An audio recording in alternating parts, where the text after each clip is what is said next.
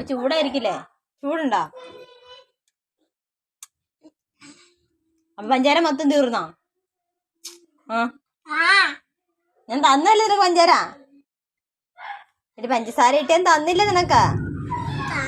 ഇനിയും വേണോ? ഇനി ഇച്ചിരി ചായ തരാവേ. ഒത്തിരി കുടിക്കാൻ കൊള്ളില്ല, അതുകൊണ്ടാ.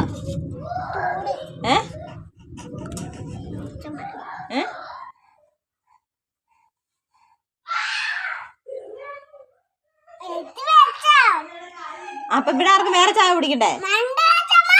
ഇവിടെ ആർക്കും ചായ കുടിക്കണ്ടേ?